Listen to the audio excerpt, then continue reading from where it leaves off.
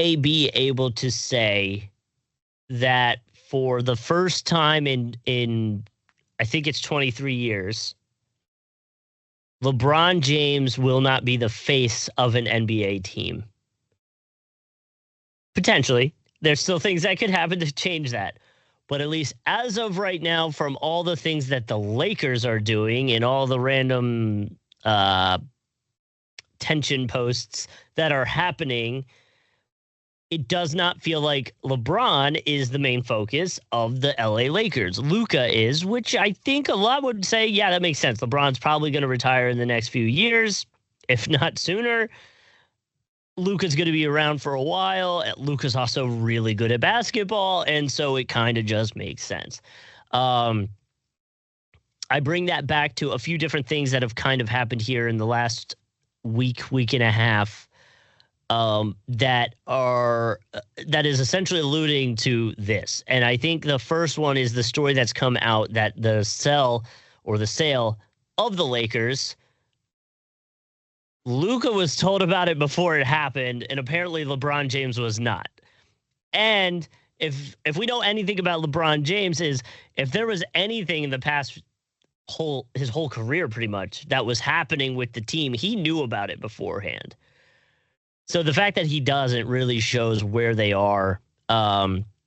Obviously, they didn't offer LeBron James an extension, which again kind of shows they're like looking at potentially closing this door a little bit. So that's not to say he's off the team, because he's not. LeBron opted in. But there still is some sort of potential buyout or trade scenario. And I say buyout because the Cavs said that's the only way they would be interested in LeBron, which is wild. But here we are talking about LeBron James and what his future might or might not look like. I mean, for what it's worth for Cleveland, it is like adding 51 or 52 mil to the books, whatever LeBron's getting paid in that option. It is a little more financially complicated than we give it credit for. Right.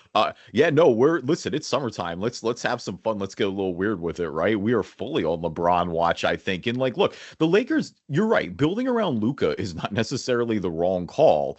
And for LeBron, of course, the urgency is there. Like, we take it for granted, but at the end of the day, I don't know how many seasons LeBron realistically has left in him. Like, I think we're looking at 1, 2 tops. Like, I think eventually, like, you start to look at the family, you start to look at, he's clearly not declining. I mean, he's not the prime, best player of all time, potentially, the way LeBron James has been in the past, but like, he's clearly still very, very good at this. He'll make a winning impact on any roster he's on.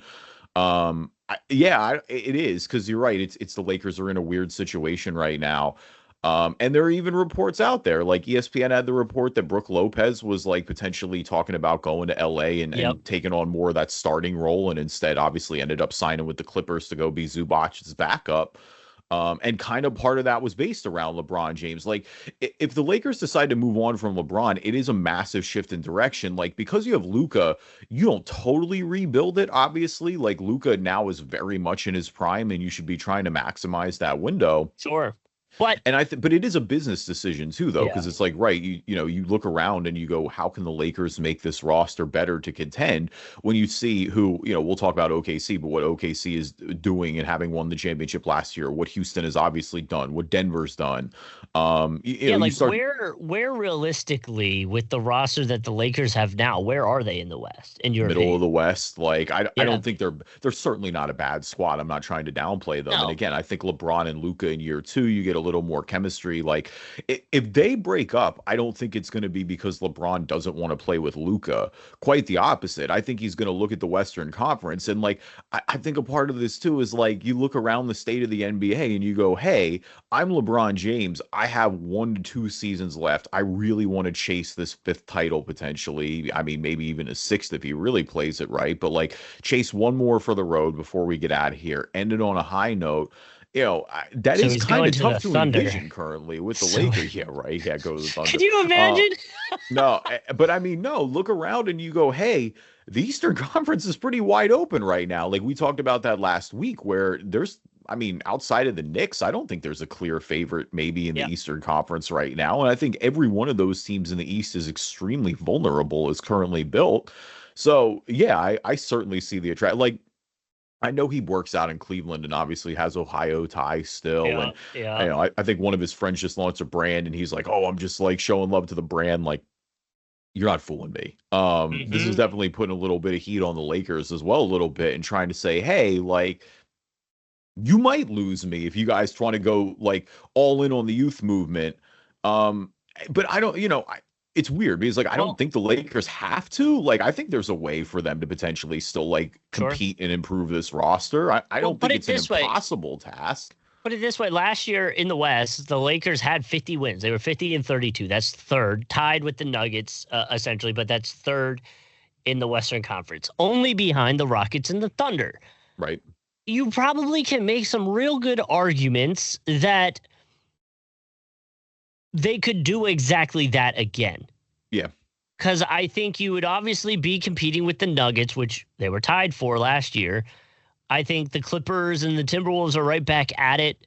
Warriors are probably right back at it. So, like, I am curious to see, again, to your point, I mean, it is a 2-game swing. The Lakers are 48. They're sitting 7-8 in the Western Conference last year. So, like, it's real tight. And so I guess I say all that to say, like, having LeBron on the Lakers definitely puts you in that potential to land a 3 seed again. If you move on from him, I do want to see what that looks like, but I am less likely to think that that happens. Whereas same thing in the West or in the East, obviously, like you were saying, the immediate ties to the Cavs, who won 64 games last year. They were number one in the East. You put LeBron James on that team that I know I've seen a little bit of changes and stuff like that. But yeah, probably the best team in the East between them and the Knicks at that point. Not to the Celtics, but they'll be dealing with some injury issues. So, yeah, like your point, I think they're right in it. I wonder what ends up happening because, like you said, LeBron does control the future here. He has a no trade clause, so he would have to be okay with the destination if there is a situation or a potential buyout happens, which everything I'm reading is like they're saying the buyout scenario seems most likely to happen. Yeah. Fine, but it's wild that that's where we're at suddenly with LeBron James, that we're in a buyout situation. We could talk about the Ayton stuff because obviously that happened as well. They brought in DeAndre Ayton. I'm not sure where you land on DeAndre Ayton and his abilities. I think it's worth mentioning that last year he didn't play the back half of the year for a calf strain, which tells me that you were sat because of other things. Billups even kind of mentioned that he wasn't happy with his spirit, which, I mean, same. You're on Portland Trailblazers and they're not winning anything right now. So there's a level to say maybe your spirit's not there, but at the same time, DeAndre Ayton, like, you got to show Portland up for got your team. scrappy at the end of the year. I don't want to hear that from DeAndre Ayton. And DeAndre Ayton has had those rumors, like, or not even rumors, but it's just like those reports have been there his entire career. Is that like, and even on the floor, you see a little bit like DeAndre Ayton is lazy and unfocused at times. Like, DeAndre Ayton is still very talented. There's a reason he went number one overall. Like, on the other hand, he was a big part of the Suns going to the finals a few years ago. But like, when you look at how it ended there and then how he goes in Portland with a big opportunity, and he doesn't really help the narrative here. Now, I think if you're the Lakers, you go, hey, this is the type of guy we want. Like, this is a situation where he really can change the narrative. Like, because right now, DeAndre Ayton's narrative, it's trending poorly. Like, it's trending like he's kind of like mediocre and overpaid. That's part of my point is like, okay, cool. DeAndre Ayton's all in. Is he still going to be all in if he goes to a team where he thinks he's playing with Luka and LeBron? And before he's even there, LeBron still hasn't sent him a welcome text, apparently. And so who knows what that means. But like, you moved to this team. Oh, and now they move on from LeBron. So now are you back in the I'm less interested now phase? And we're going to get a detached Ayton again? I mean, you're going to be playing in a situation where you're the starter Yeah. and you're essentially again trying to rehab your image. Like, I think no matter what, like even if You LeBron gotta bails for do it. some reason, Yeah. you're still playing with Luka Doncic. Like, let's not downplay that Yeah. either. Like, this is a big opportunity for him. But yeah, I mean, when you look at overall though, the whole of what the Lakers have done this offseason, like you bring in eight and you bring in Jake LaRavia, and then you have but you lose Dorian Finney-Smith to the Rockets. Like, he's a big player for them last year. Like we said, the type of 3-and-D guy that we love in the NBA right now, a guy that I think Hmm. for especially around playoffs wise that would have given them a lot more benefits. Obviously, we know shorter playoff run for them last year, but the point is, like, you're right, the roster just, they're going to be competitive, and in year two they should gel a little more. They won 50 plus games like last year, like you said. I think there's a chance they're right around that mark again, but they just don't. It doesn't feel like they're built for the playoffs currently. And when you're LeBron James, that is all you're thinking about. And I do think it's a Hmm. time where, and like, look, we've started to see the shift away with little things. I think even with this Luka move a little bit, like they didn't tell LeBron that they were trading Anthony Davis, Because and of like him I and think Anthony LeBron. being so close. Right. And like I think LeBron still would have potentially signed off on it. Like I don't think that, like, it's Luka Doncic. Like, let's not get it twisted. I think LeBron Right. recognizes how talented Luka is and Understands. the opportunity of them playing together. But like, yeah, I think the franchise is definitely starting to move off LeBron a little bit. I don't even think that's the wrong thing to do. But like I also just kind of think there's a way that you can still compete around both. I don't know. A buyout doesn't feel I like the agree. move though at all. It would be a wild move to have LeBron James on a buyout. I agree with that. On the other side of things, with money for Luka, he can add a 4-year, 223 million. I'm sure that's what will be offered. But I was reading that if he were to do a 3-year, 160 million, it would line up for future contracts, at least better for his side, which is so wild to think about that. Take one last year and what, 70 million less dollars, because down the line it'll be more. Yeah. So we'll see where that lands. Obviously, Luka's the future, so I don't think it will be too much of a surprise if and when he does sign something like that. I know he's playing for the national team right now in Euro basketball, and so may not be necessarily high on his radar to get done.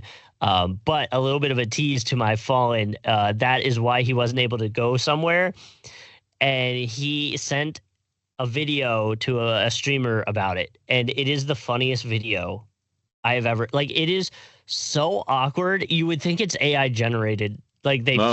they made a fake Luca. Um, and so I'll play it for you during our Ballin and Fallin segment. But oh my god, it's hilarious. So All right. No, I'm ready. I'm looking forward to it. We'll see. It's definitely, I feel like LeBron watch is definitely on. Again, you just look around, you see that Eastern Conference, and you go, "Hey, man, we're there. It's right there for the taking." We'll see.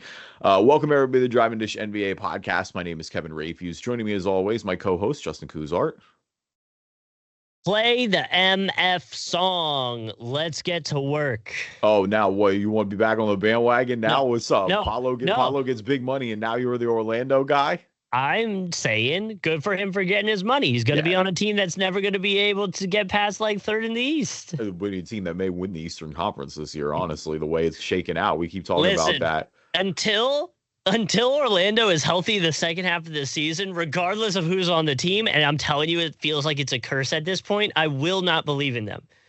I will not believe in them until they are healthy, like 2 weeks before the playoffs. Yeah, I mean I hear you, but I like what they've done. At the Desmond Bain move is a great move to me. Yeah, Paulo Banchero, congrats to him. 5 years, Yeah. $287 million extension with the Orlando Magic. This is a no-brainer. Paulo's been a superstar since coming into the league. He continues to be the centerpiece of everything that they're building down there. I, Uh, I, you're uh, right. Like, I mean, post the payday, though, I think to your point, I will give you a little bit of credence in saying that there definitely are expectations for this of Orlando course, group this year. of It's time course. for them to come through. I think Desmond Bain, obviously, like that acquisition speeds it up a Yep. little bit. But you're right. Like Jalen Suggs, we want to see stay healthy the whole season. For Franz and Paulo, it's time to start winning some meaningful games. Like I've been a big believer in this core, and I still am. I agree. I just think like, yeah, with the East this wide open, like they do feel like they're one of the better squads. It's your Act time to like it. do This it. is your time to It's shine. it's your time to do it. Don't have I don't want to say the word small man syndrome, but like it does feel like that at times where whenever Orlando's talked about it as like an underdog thing. And I don't think they are an underdog right now. So you got to live up to the expectations. The team has the talent that you need to win a championship. So go do it, but also at the same time stay healthy enough to do it, because that's my biggest concern. Is I feel like the narrative with Orlando, and I know it takes the people part of the story out of it, but it's always like fast start every season, and then it tapers off by the All-Star game, and then we're out of the All-Star game and we're dealing with injuries, and then we just never see it come back in time. So I am hoping I'm wrong. I'm a hater because I want them to be good, if that makes sense. Just because it's the tweet right under mine. Did you see what Luke Cornett said about being number 7 on the Spurs? No, but shout out to Luke for getting paid, though. He got a nice little contract down in San Antonio. He said he chose number 7 because he wants to be a third of the player Tim Duncan was. I love that. I mean, hey, man, listen, he's going to have a hell of a career if he's a third of the player Tim Duncan was. That's not bad logic there either. He also commented that he loves multiples and factors, and I'm like, what a nerd! Yeah. I mean, listen, the NBA's full of sneaky nerds, low key. I feel like people are starting to be a little more open with that. I mean, maybe give Miles Turner a little bit of credit there. I will say, people gotta I think Stranger Things probably opened the door to this. Like, we gotta be a little more hidden about the love to play like Dungeons and Dragons and stuff. It's like we can stop being openly okay with this. Yeah. You just decided to beef with the whole D&D community today. I don't know where I was expecting that to go, but I bring it up because you said nerds, and obviously a bunch of guys in the NBA are love to like talk about how they're nerds, but like. Again, this will show my nerd. My wife and I love watching Big Brother.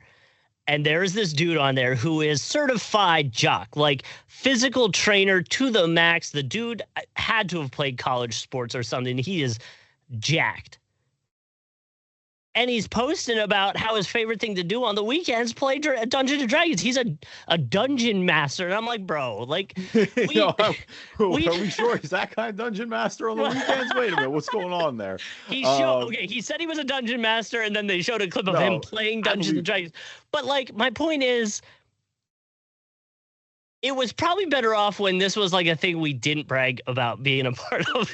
Oh, that's crazy. You decided to just all the nerd communities out there. You just decided to dump it on them. I figured it may not anime, not the like. Even anime is becoming like way more like people talk about it, but anime is more of like a passive. It's wild. Oh yeah, I know.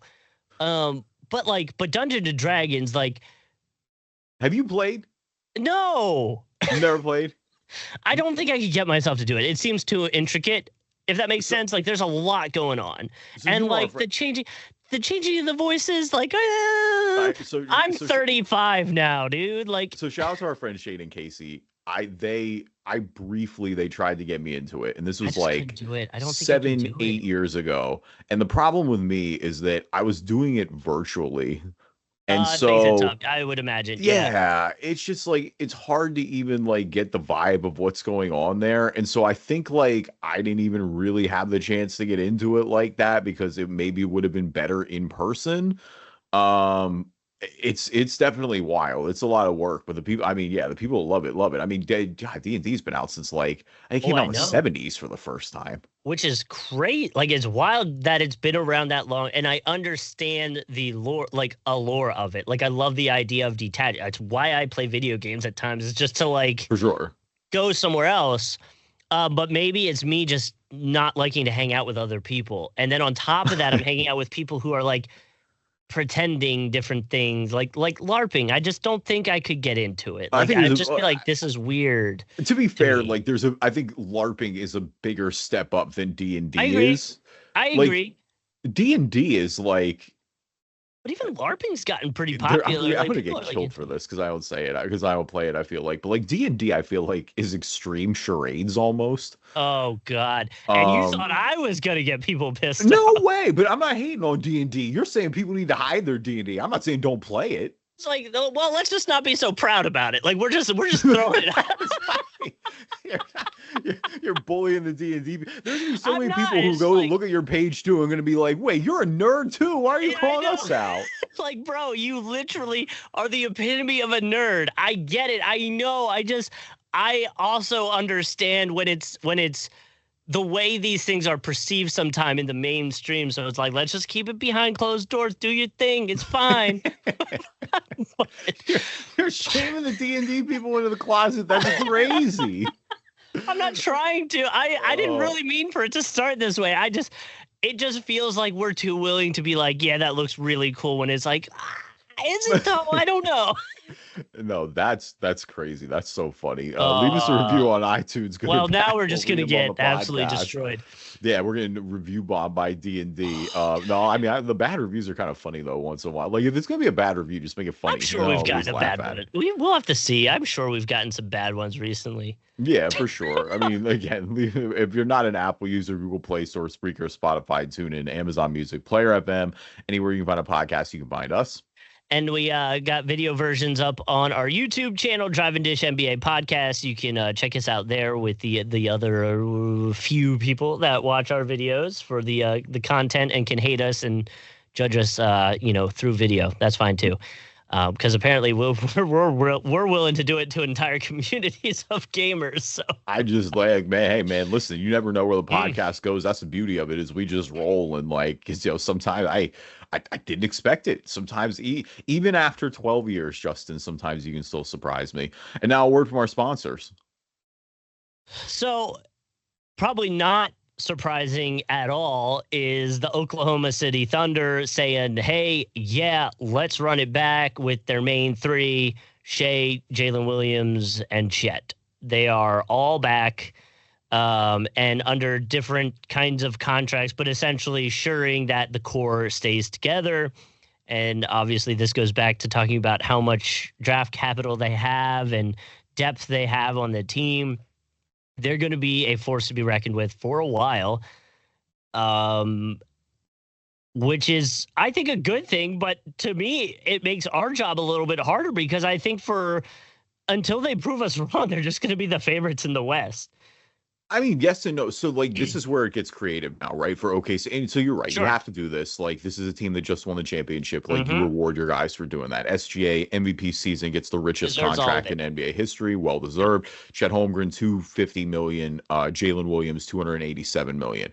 Now, do we want to talk about, like, where, like, the ranking of deservedness there? Like, so here's the question. Do I think Chet Holmgren is worth $250 million? I don't know. TBD. It's a big potential bet still. And Chet obviously played a huge role in this team. I don't want to dump on it. Where Jaylen Williams, on the other hand, a guy who, kind of struggled at the beginning of the playoffs, really came through big for them when the lights were on. I'm a little more sold there. I think Jaylen kind of earned that contract a lot. Like, I think he has less to prove. Chet still has a little bit to prove to me still. Like, I think there were moments during that series where he he had spurts where he didn't look that great. It felt like he vanished. Like, you don't want this to become, you don't want this to become the Michael Porter situation in Denver, right? Where it's like you pay on the potential, but you got to reach it there at some point. I think with Chet still, that's a valid question. I also think Chet is still very young and can still very much improve and make this whole segment, for me at least, sound ridiculous in a few years. Like, I'm not writing that off or saying that's bad business. I'm saying there, though, that the pressure is on a little bit more. I mean, the question too now is, it's just going to be the cap space, like, right? Is like, you have your core signed and you have to do that, but like, they're going to go into the second apron. Something is going to happen. The two most likely changes already are probably Hartenstein and probably Lou Dort. And, the question is, which way do you want to go there? Hartenstein's going to have $28.5 million on the cap next year. Lou Dort's got 18.2 on the cap.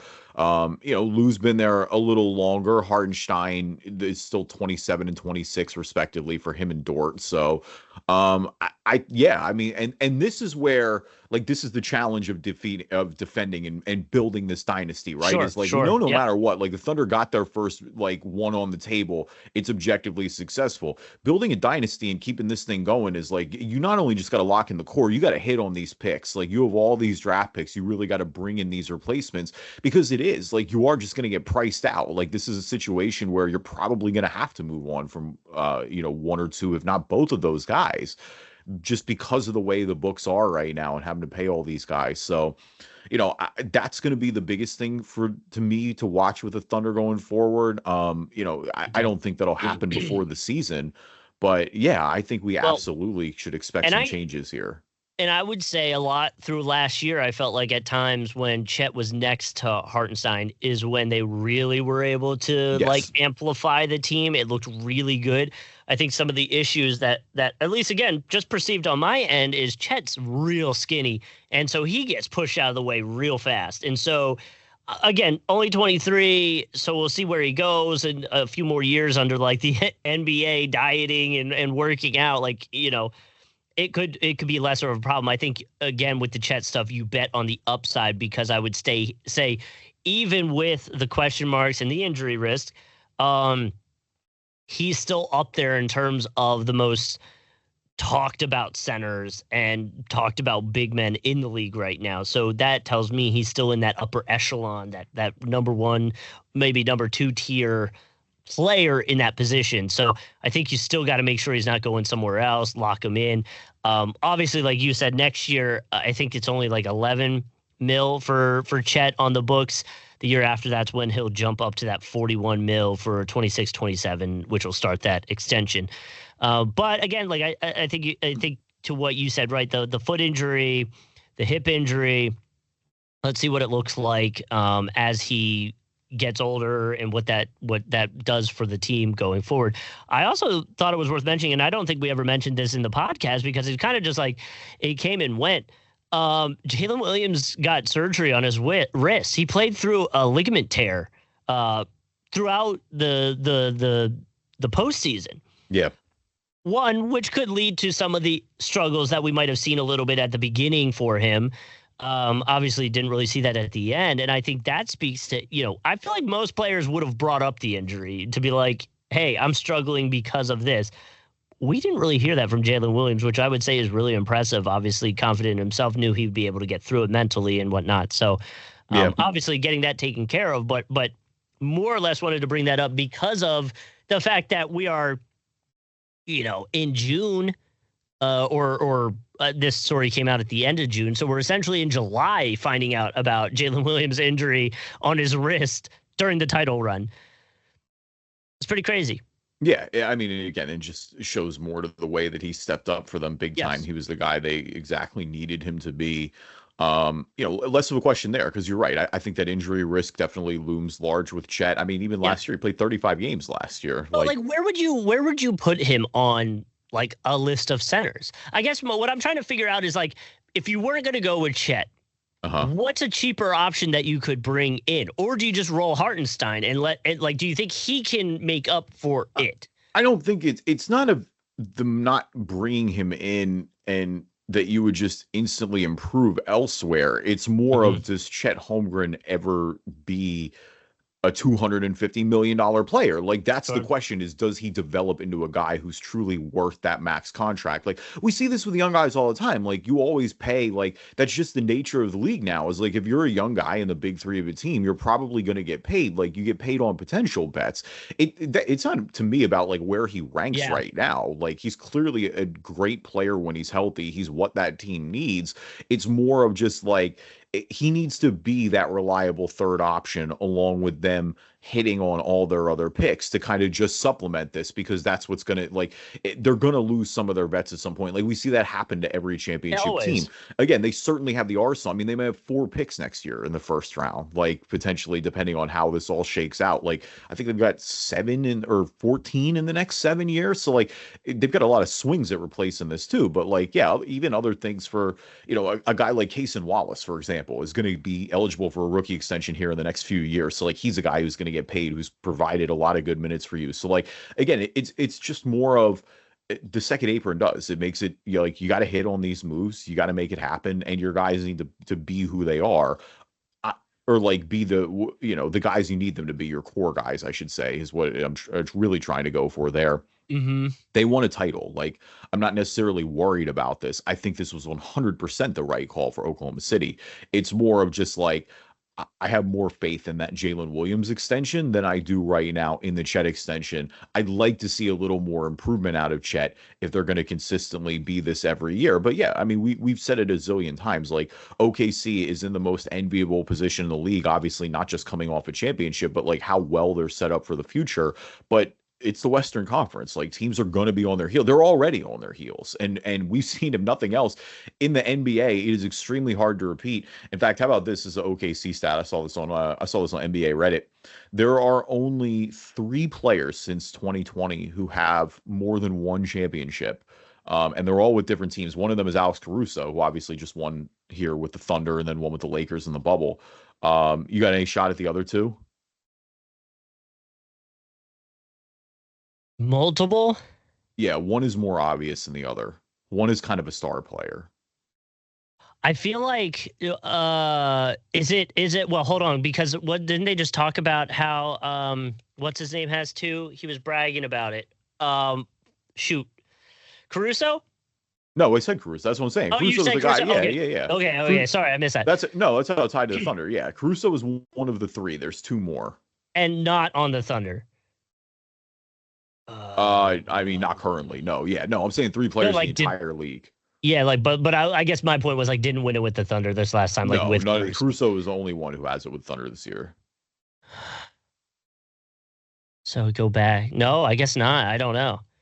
2020. There's 2 players. It's one is Drew Holiday. He's the more star one. Okay. With the Bucks and the Celtics, and that's then right, one is Kentavious Caldwell-Pope. KCP won with the Lakers in the bubble, and he won with the Nuggets then. Wow, that's crazy. Yeah, I'm telling you, league of parity. It's a lot different than your regular dynasty league going up. I mean, OKC is going to be the ultimate question for that, because they're in the position to become a dynasty potentially and really like have a shot at winning multiple ones here over the next few years. We'll see. It's hard to do. I got an interesting question for you. What's that? I was gonna put Lively on this, but I don't think I'm gonna do it.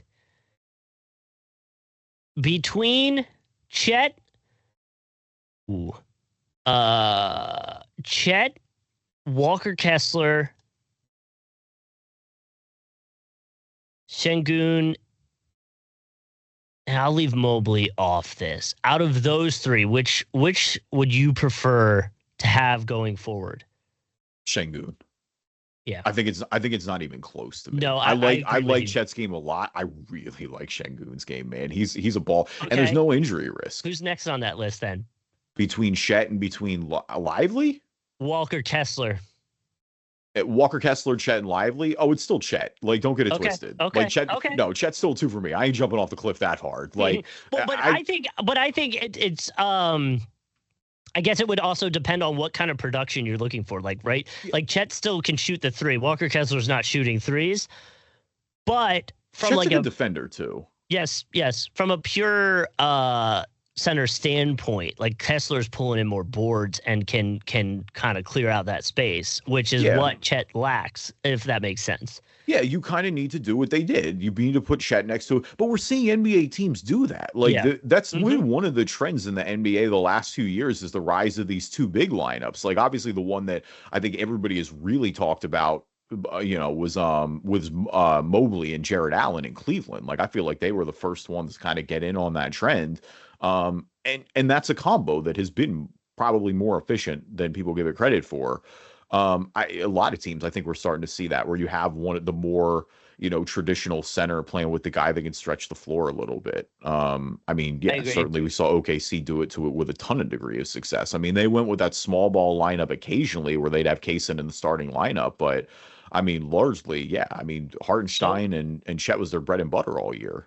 I want to ask you this too, because I just found an article that came out before the beginning of the season that had Sengun ranked 8th best center in the league. Wemby, Chet's right behind him at 9.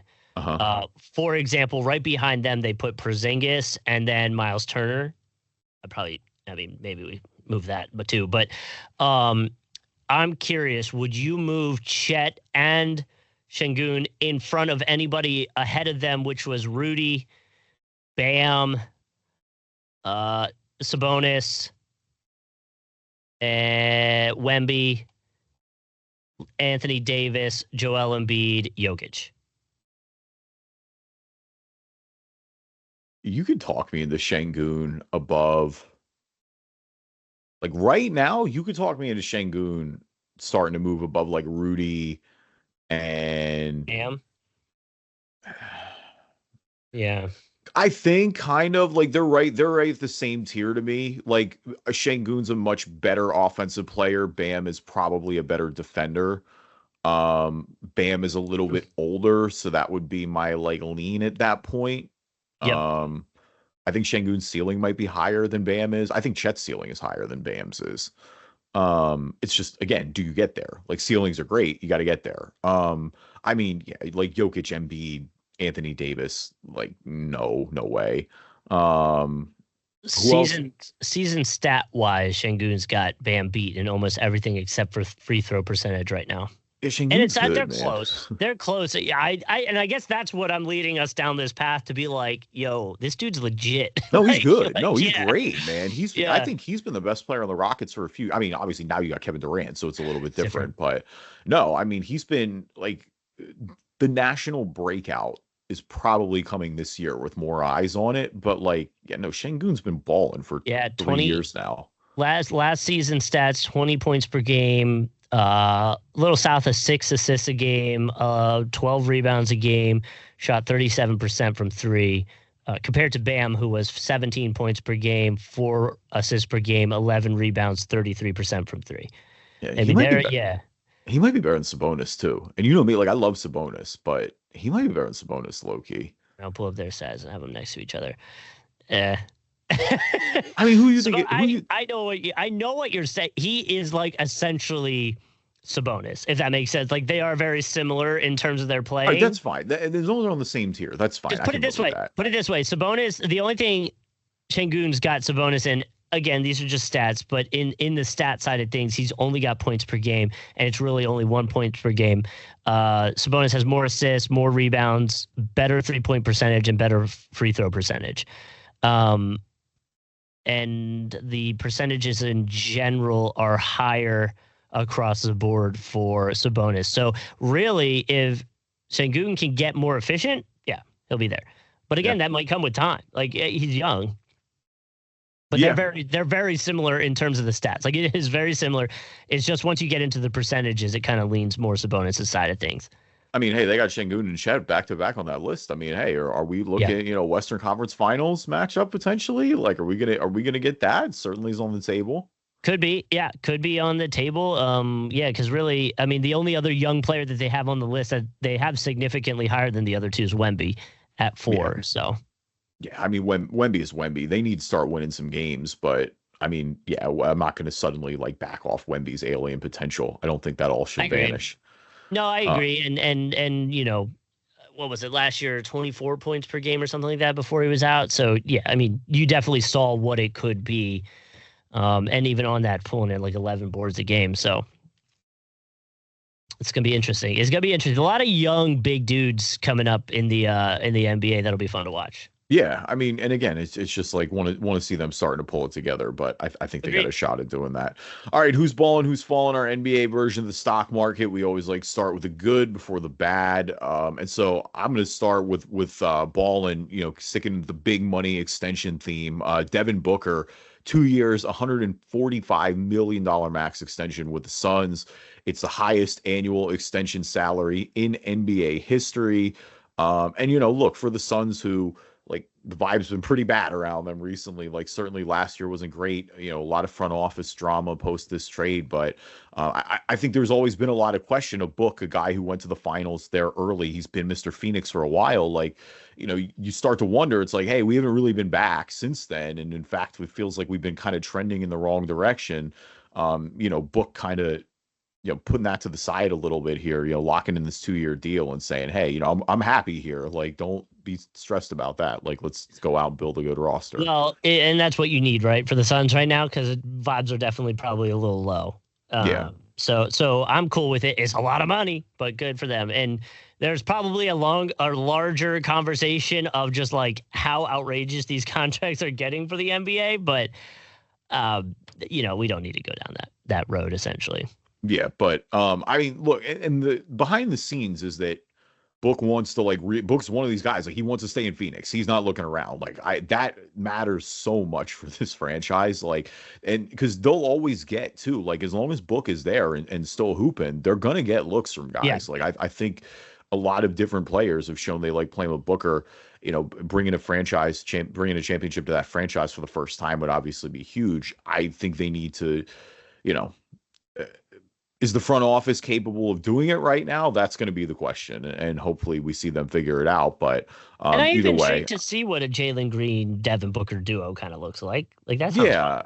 I hope. I'm just like, I don't know. Like, if Beal gets brought out, cool.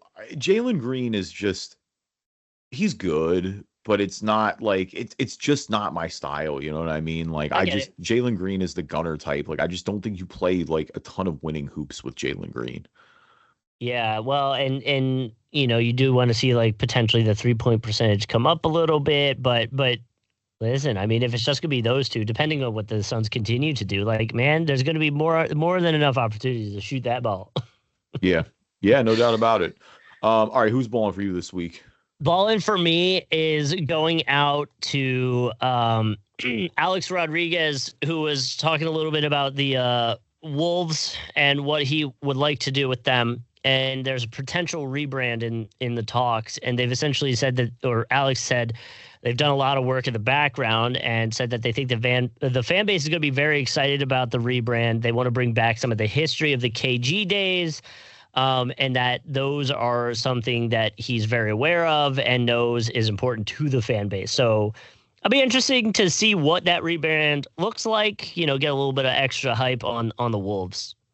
Yeah, no, I mean, look, the ownership seems excited about it. Obviously, this is a franchise who, from a success standpoint, back-to-back conference finals, like it's one of the more lucrative runs so far in franchise history. You've got Anthony Edwards, who's a bona fide young superstar. It's about getting over the top, like, and in a tough Western Conference, like that. Again, that is tough to do. I certainly wonder now. Like, it feels like they're behind a few other teams, but I also kind of felt that at points last year, and then they still found a way to get to the conference final. So, it'll be interesting. But either way, like, this ownership thing has been going on for the Wolves for a while now. So I think just getting it settled and getting it done, if nothing else, will help too. And, I mean, look, it's an ownership group that seems like they want to, we just talked about with Phoenix, like, bring that first championship to Minnesota. It'd be huge for them. It's exciting times to be a Wolves fan. Hopefully they deliver. I wonder if they go back to that like jersey that had the wolf like on it. I think it was. Oh yeah. No, for sure. I love those throwbacks. It would be cool to see. So either way, always excited to hear ownership talk about they'll pay nod to what the fan base kind of wants. So yeah, we'll see if they actually do it. Yeah, no, for sure. All right, Fallin for me is Anthony Davis, who underwent a procedure earlier this week to repair a detached retina that he had during the season. So good that that's fixed now. And apparently this happened from just multiple hits to the face that he took during the season, which, like, it's not funny, but it's just one of those situations like, damn, poor AD just getting clocked out here. It explains why he wanted help down low. Like, yo, that man was begging for a center. They're detaching my eyes down here. He and LeBron spent 3 seasons begging for a traditional center. They traded AD to Dallas and then immediately tried to trade for Mark Williams. And, like, honestly, that fell through, but it's like, guys, are you kidding me?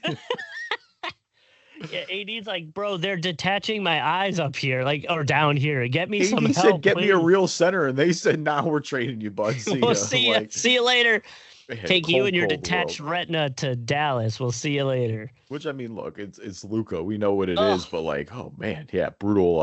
Not a fun one. Where do you think the Mavs are going to jump to? Because they'll have a better record than 39-43. Dude, if Kyrie was healthy, I might be getting froggy, and I would hate that so much. But, like, They would have been, I mean, dude, you give me a healthy Coop, AD, and Kyrie, and like they might win the title. I don't think they're Wow. there now. Right. Um, but that roster's good. I think they're going to be middle of the pack in the West. Like it's more of like how good the top of the West is. Like I again, still OKC. I think right now my top three in the West are OKC, Houston, and Denver. I like Denver Mhm. new look with their acquisitions, but like, yeah, I mean the Clippers are still going to be there. The Warriors, if healthy, are going to be there. The Lakers are going Lakers. to Yep. be there. Timberwolves. Yeah, Timberwolves are going to be there. Like, dude, the conference is loaded. Yeah. Like, there's no real days off in the Western Conference. And again, It's that's yeah. assuming another team doesn't make a leap. Like if San Antonio leaps or Right. if Portland continues to build on what they were doing at the end of last year, like who knows? There are ways for it to change quickly. We Not shall even that. see. It's just worth yeah. It's just worth mentioning. Like yeah. The discrepancy between the East and the West last year is still kind of crazy where, you like Kings who were ninth had 40 wins. Mavericks Yeah. were 10th, they had 39 wins. And like I understand the Bulls were in 10th as well with 39 wins, but like it was just a little more spaced out. It wasn't literally one or two losses could have taken the Lakers from third all the way to 10th. So It just felt like they were stronger too. yeah. Like that's what it came down hmm to. I do hmm think the East was a little more balanced last year. Like it Yeah. was pretty good from 1 to 8. It's once you start to get under that where it gets It a was mess rough. quick. Yeah. This year again, assuming health, I think it would have been a little better. Like this year again, we just keep beating the drum, but it's like so many major injuries with Hallie, with Jason Tatum. Like, you knocked two of just the defending conference champion and a 2 years ago defending champion, you've already knocked out of conversation essentially. We'll see what happens there. Before I get into Fallin, a few money extensions quick. Herb Jones agreeing to a 3-year, $68 million extension. I want to mention that as well. I didn't mention that before we got into Fallin, but shout out to Herb getting paid in New Orleans. Yeah. Just who's fallen for you this week? So Fallen for me is something I got to pull up for the screen, but I'll give you the backstory first. Okay. There's a streamer, if you're not up on the streaming things. Yeah, can't say I am. I'm not then Gen Z. Okay, goes by Ludwig. Does like tournaments and live stream stuff. He's kind of like a content creator. Some probably would consider him a comedian, but either way, he does all this stuff. And so he's doing a basketball stream. And I guess he had reached out to Luka to see if he could do it, but obviously he's doing the Euro basketball stuff right now. Yeah. I just want to play you the video that Luka sent him. Like his team said, sorry, he's not available. But then Luka, who is an avid gamer, like we know he's the Overwatch guy. Like he's big into it. Dude, that guy has everything. I'm sick Yeah. of it. Ooh, I'm Luka Doncic. I'm one of the best players in the but- NBA and one of the best players in Overwatch. Well, he is horrible at recording videos because, dear Lord, watch this and just like digest it for a second because the millennial pause at the beginning and then just the whole awkward nature of this thing, you just got to fully sit with it for a second. So here we go. Hey Ludwig, I know how hard you worked. Good luck in your tournament. I wish I could be there. Let's hang out. Okay. Dude, honestly, it's not a bad till the end. The end was funny where he's like, woo, all right, let's hang out. I wish I could be there. Let's hang out. No, it's that. It's okay, right there. Bye. It's that part. He could have just been like, all right, good luck. And it honestly would have just been like, all right, look, I get it, man. These videos are weird. Like, you're putting somebody on the spot. Like, I don't know. The pause, wish I could be there. Yeah, no, no, for I sure. don't. I don't know what to do here. Like, what do I do with my hands? Bro, I'm sorry. script that thing out or something. Like, damn. No, listen, man. Oh my god. I want to take that wish I could be there with the really long, just awkward stare at the thing, and I'm just gonna send that to people when I can't make like a meeting. Wish I could be there.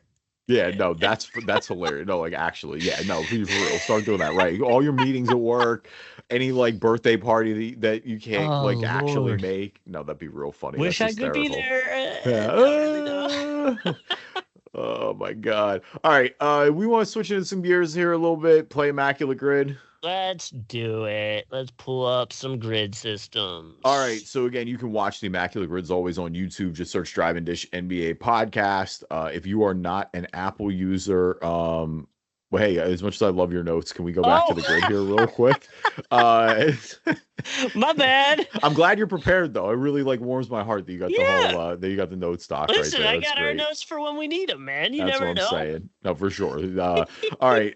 So our columns this week from left to right, the Phoenix Suns, the Chicago Bulls, and 20,000 career points. Our rows from top to bottom, the Spurs, the Raptors, and 10 rebounds a game. I feel pretty good about this all around, honestly. Do you have any that jump off the page for you right away? Rudy Gay for Suns Spurs. Mm-hmm. And I know there's another one, and his name's I shouldn't be forgetting his name, but he I don't know. Are you talking about our guy Boris Diaw?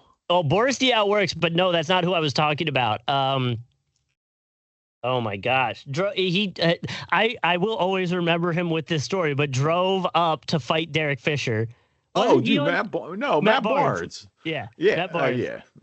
Classic. Yeah. That is one of my favorite stories still, for sure. So I think those three at least work right off the rip for that connect. Did Dario end up on the Spurs? I think so. I feel like Dario might work there too. I'm not 100. He was definitely on Phoenix. I'm unquestionable that he was on Phoenix. I don't remember if he was on the Spurs. He's kind of been all over the place, but like that might be right. Maybe Luke Kennard ended up on the Spurs and not him. I don't know. I can't remember. All right, well, we got a few there, so I mean, we can always come back to that. You know, an interesting one would be Boris Diaw, 10 rebounds per game if we think he got it for the Suns. Diaw was getting 10 boards a game per season. I love Boris Diaw, the barista, one of my favorite players ever. And I love that rant about from Bill Walton talking about him. Rest in peace, Bill Walton, when he like reminded him of Beethoven's Age of Romanticism. One of just unbelievable call. No, I don't think, dude, Diaw was never pulling down 10 rebounds a game. I think let me see. I mean, Tyson. Oh, in general, Tyson works for Suns and Bulls, probably 10 rebounds a game. Joakim Noah would work. Joakim Noah would work for Bulls 10 rebounds per game. He would. So for the Suns, 10 rebounds a game that I know for sure are Shaq, Tyson Chandler probably works there. Ayton, honestly, we talked about in the beginning of the show. DeAndre Ayton definitely works there. I'm trying to think it's like some guys where it's more gross. So like, the Suns drafted Alex Len, for example.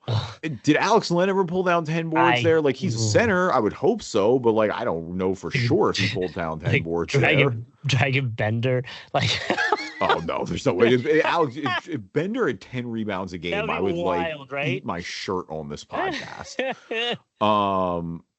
No, I think like, I'm trying to think of who their other centers were like during the 7 seconds or less. I mean, Amari probably had 10 games there. Yeah. Or 10 boards a game. Guess that. Dragan Bender's highest boards per game ever, by the way, was 5.9. Oh, 5.9. In a very limited stint with Golden State at the end of his career, he was pulling that down. Yeah, I mean, I'm trying to think of like any older like Suns. I mean, the main older son I think of is Connie Hawkins.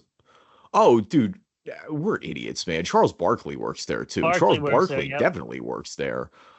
What do you think about, and hear me out, Sean Marion? I don't think he was grabbing 10 a game. Great player, but like I don't think he's grabbing 10 a game. No way. He's a wing. Sure? Yeah, he's a wing, dude. Okay. I mean, no, wait a minute. Now you were really confident about that. Now you got me feeling bad. No, I mean, listen, it would be close. I think it's closer than we think, but I am still not 100% on it. What's your percentage? I would say 60. I don't like it. It's just because I mean, come on, he was their star. Like, he did grab boards too. Like, it wasn't like he didn't rebound. I'm just trying to think of like him and Amari. Would him and Amari have split enough? Did I don't know. We can go for it. We'll come back to it. We'll save it for Save last. it. If we're 8 for 9, we can try that last. All right. Okay. All right. So okay. By the way, Bulls 10 rebounds a game. Noah and Rodman are easy ones. no Rodman Boozer. Oh, Boozer might be a good one. I don't know if he was doing 10 games. I don't know 10 if a he's game at there. 10. God, that would have been good. See, if that was in Utah, I would feel really confident about it. In Chicago, I don't know. I feel I feel like he's another one. He's like right on the edge there for me. I'm okay doing Noah. I'm just trying to think if there's anybody that'd be less, like percentage wise. Like Horace Grant works. I think he'll be high. Yeah. Did Gasol or Vucevic ever have? Vooch had to have had it last. Like he had to have had it last year, right? I would hope, but like, I mean, the dude pulls in like 10 every 5 seconds. It feels like. Yeah, I mean, I would be stunned if he didn't. I'm down to try Vooch. But I don't know. Like, do we think we can do Vooch there. I feel confident with Vooch. You feel okay with Vooch? Because he's been there for a few years now. Like, that's the thing. Is like, even if he knew it last year, I feel like one of these seasons he has to pull down 10 boards. I agree with you. Yeah. Okay. Okay. 10. Sick. Okay. All right. Good. We needed that. I know. I mean, 20,000 and 10 a game there's a zillion options. Like, how much time do you have? Yeah. I feel like there's like one we could try to think, like a LaMarcus Aldridge is like probably like on the low. Yeah. Points. It's always that 20K is tougher than you think. Like that's where it gets. Hold on. He will work for Spurs. He wasn't on the Bulls or Suns, so we could. Oh, do we think he has 20K though? No, I don't. Okay. Like Joe Johnson barely had over 20K, and Joe Johnson was a much more prolific offensive player than LaMarcus Aldridge was. Yeah. Okay. No, my 20K and 10 rebounds a game beyond the heavy hitters. Like I'm trying to think of guys.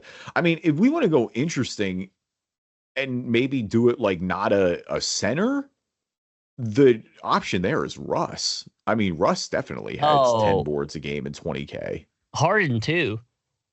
I don't think Harden had 10 boards a game in a season, man. Didn't he end the season with a triple double? No, it was just Russ, dude. Oh, okay. I could have sworn he did it. Okay.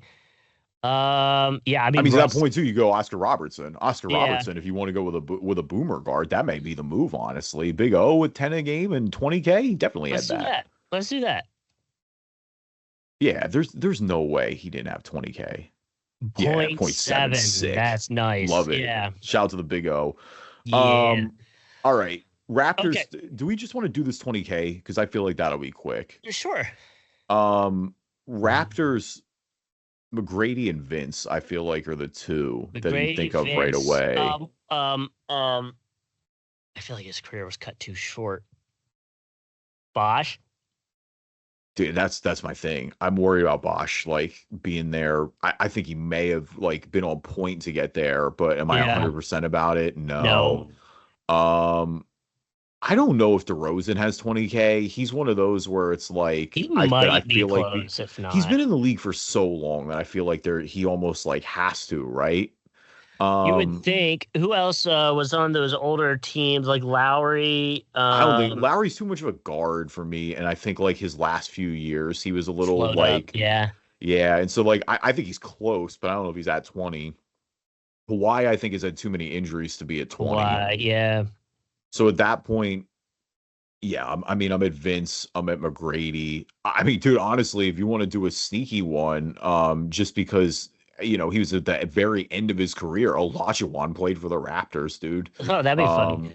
Olajuwon would definitely had 20K. Yeah, I don't know. I'm cool with. Let's do. I don't know. I mean, I'm fine with all three of those. I bet Vince is probably the most popular. Yeah, I think Vince is probably the most popular. Dude, how about this?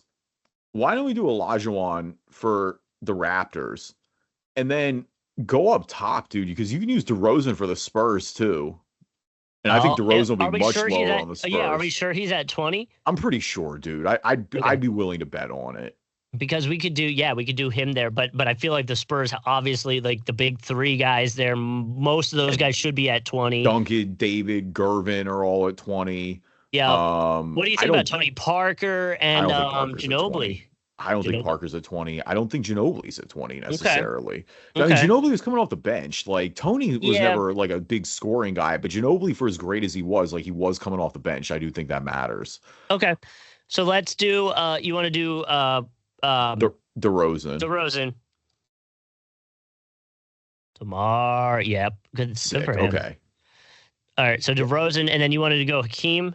Yeah, I think Elijah won. Yeah, there he is. Okay. 38. Wow. Damn, man. Okay. Oh man. Vince is number 1, but like, wow, Hakeem might have been 2 there. That's crazy. Yeah. Wow, over DeRozan. I really thought DeRozan would be 2 in Toronto. Vince is definitely 1. People, I think, are starting to forget about DeRozan's time in Toronto. I think he was there for so long. I know, like that's the but thing. it was. I'm going to say this. I feel like it's going to come off wrong, but it was like meaningless years. Like they didn't win anything in that time. That's the brutal part of ring culture. That's so I know. Rough. And like but I hear you. Like it is brutal when like DeMar got traded and immediately you were right Kawhi there. won.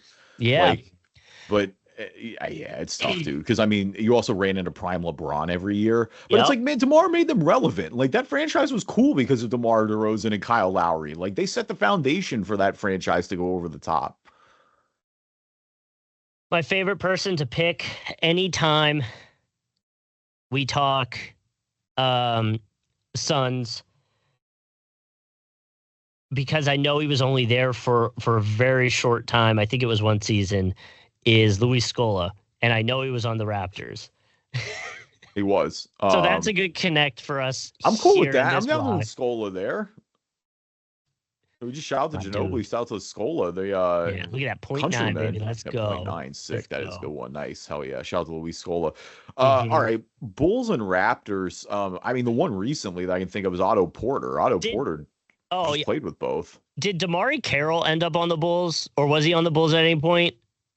Oh man, because he was on the Raptors. He was all over. Speaking, I mean, DeRozan would have worked there too. Actually, we didn't even talk about DeRozan there. He definitely worked on that spot. Man, Damari Carroll, he was in so many different squads. He was the LeBron stopper, which is why I know he was.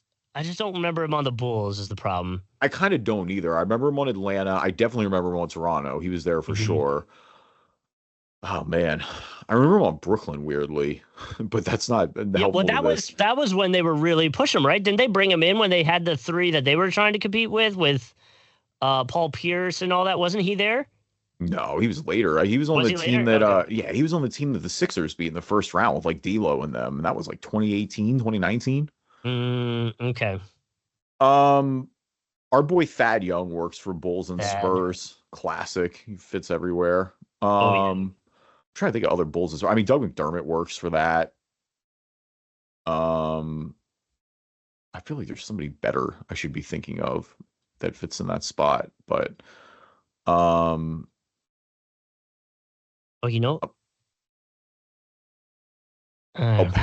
works there too. We mentioned Powell a little bit earlier. Powell definitely works for Bulls and Spurs. Bulls and Spurs is a good one. I don't remember I don't think he was there now. Goran Dragic. He'll work somewhere on this board because the Suns are here.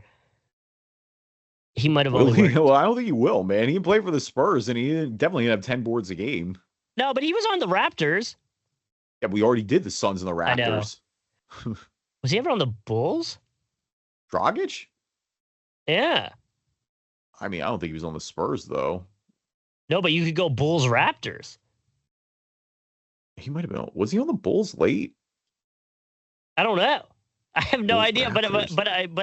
but he might have been at. Dude, I'm pretty sure he was actually. He did a. I mean, that would work. Raptors, I know that because it's late in his career. I'd be down for that. I don't really have anybody better, honestly. Did he go there after? Our boy Thad Young. Thad Young works there.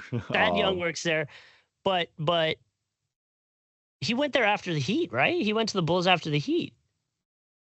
I think he might have. That sounds right. I mean, it was towards the end of his career. Okay, it worked. 2%. Let's go. Dude, sick. I mean, we could go Boris.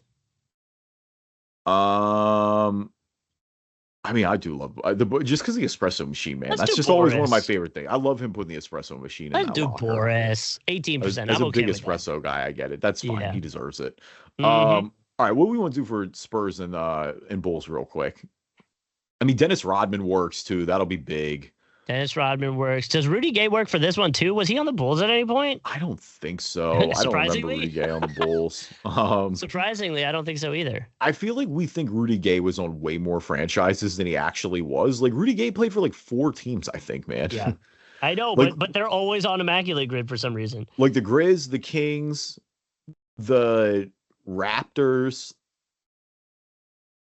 Maybe there was like one more, but those are 3 that come to mind right away. All right. I mean, We said Yeah, Paul Gasol, right? yeah, Yeah, we said Powell a little Paul. bit earlier. Powell, I think, will be high. I mean, McDermott and Thad are the lowest 2 that I've got so far. I just feel chalky because I use Thad Young so much when I play Immaculate Grid. You know who else I use all the time that I'm pretty sure works here? Doug McDermott. No, yeah, that's what I'm saying. Doug definitely okay, works okay. there. Yeah, those are 2 Yeah. guys we got. I'm fine with either one of those, honestly. They're both low. Like Doug gets the bump for being white. And like I hate saying that, but like I feel like he always does for that reason. It's like he gets the white shooter bump. Not quite Kyle Korver, honestly. But yeah, I'm fine with that. If you want to go with Doug there. I don't think I really have anybody better. Doug. Yeah, it's fine. I feel like there's another point guard. Who was after Tony Parker? Oh man, like Like, who they was had their main guy? they had like 2 or 3 point guards after that, and then those guys bounced around a lot. Like Marco Bellinelli and Bellinelli low-key might work, I think. I'm pretty sure Bellinelli played in Chicago, honestly. oh, he's not the one I was thinking of. Who was the other No, one? Bellinelli's definitely not who you're thinking of, but I think he works. No, who was the other? Who was the who would they bring in right after Tony Parker? Who was their point guard? I gotta be honest, I don't remember off the top of my head. I'm trying to think. Okay. All right. Well, never mind then. You should do Bellinelli though, and make it a Eastern European column with him and Dragic, and I guess Bellinelli's Does he? not Do you Eastern think he European, works? but I'm 100%. Marco. Yeah. Oh yeah. He was definitely on the Marcy. Spurs, and he was definitely on the Bulls for sure. Like I'm not Okay. even 100%. Oh yeah, look at that. Okay, I didn't know he was on the Bulls. I Yep. knew he was on the Spurs, but he wasn't the one I was thinking of. I'll have to look that up after this. All guards that right, came in. man. I mean, well, like I said, if we got to 8 and 9, we got to just go with it. I think you should do Sean Marion there. Oh, I forgot about that. Yeah, we gotta be man of our words. We gotta go with it. Oh, I hate this. You were really confident about it, though. 15 years is a long time to be in the NBA to hopefully grab 10 boards a game this season. Yeah, I mean, if he did it, it was going to be in Phoenix. It wouldn't be anywhere else.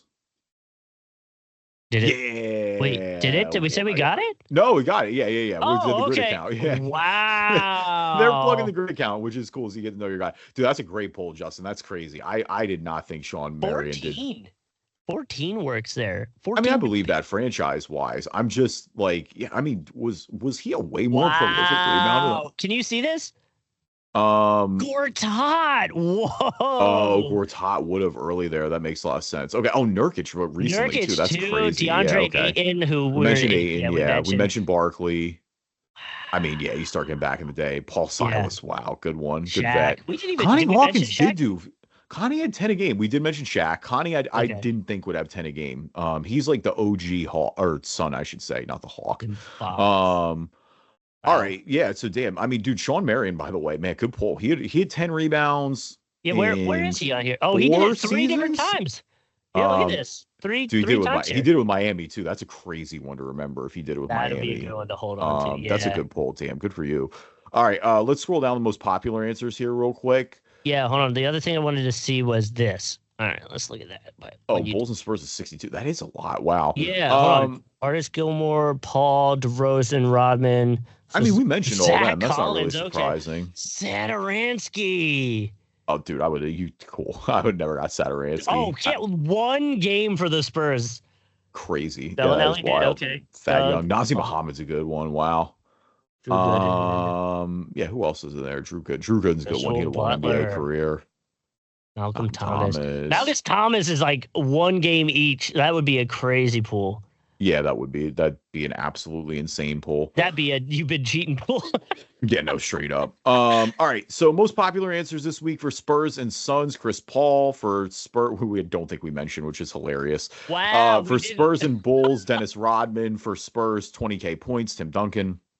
For Bulls and double Vince appearance. Vince Carter for Raptors and Suns, and Vince Carter for Raptors and 20K career points. DeMar DeRozan, who we mentioned a bunch for Bulls and Raptors. Charles Barkley, Suns, 10 rebounds a game per season. Dennis Rodman, Bulls, 10 a game per season. So a double Dennis Rodman dose too. Shaq, your most popular, for 10 boards a game and 20,000 career points. If you want to go back to our grid one last time, Justin, we have only 3 options for the Raptors for 20K. I mean, dude, isn't that wild? It's 3. Yeah, that is crazy. I mean, newer franchise, so it makes sense. But wow, so McGrady wasn't on it. So at that point, it is. It's Vince, it's DeMar DeRozan, and it's Hakeem Olajuwon. Like those are your 3. So this wasn't going to filter by team. I was kind of hoping to see the 10 that are for the Spurs, but it's not really going to filter by team. So that sucks. Yeah, I mean, Spurs, I can think of 3 without even really trying. I can't even. Yeah, 4, Pau Gasol. Yeah. Tim's there. I mean, Duncan Robinson, Powell, and George Gervin are all no-brainers. Oh, Wade's a good one to hold on. I forgot about him. Oh, wait, we didn't have to do because he was on the Bulls at one point. Yeah, Wade was definitely on the Bulls. Yeah, I wouldn't have worked for 10 Bulls. Yeah. All right, our grid one last time for Spurs and Suns: Boris Diaw. For Spurs and Bulls, Marco Bellinelli. For Spurs, 20,000 career points, DeMar DeRozan. For Raptors and Suns, Luis Scola. For Raptors and Bulls, Goran Dragic. For Raptors, 20K career points, Hakeem Olajuwon. For Suns, 10 rebounds a game, Sean Marion. For Bulls, 10 rebounds a game, Nikola Vucevic. And for 10 rebounds a game, 20,000 career points, Oscar Robertson. Thank you, everybody, for listening to this episode of the Driving Dish NBA podcast. Appreciate you guys as always. Leave us a review on iTunes, good or bad. We'll read them on the podcast. If you're not an Apple user, Google Play Store, Spreaker, Spotify, TuneIn, Amazon, Player FM, anywhere you can find a podcast, you can find us. And we're on YouTube. Just find us on Driving Dish NBA podcast. You can search us, subscribe. You'll get notifications when new episodes are coming out.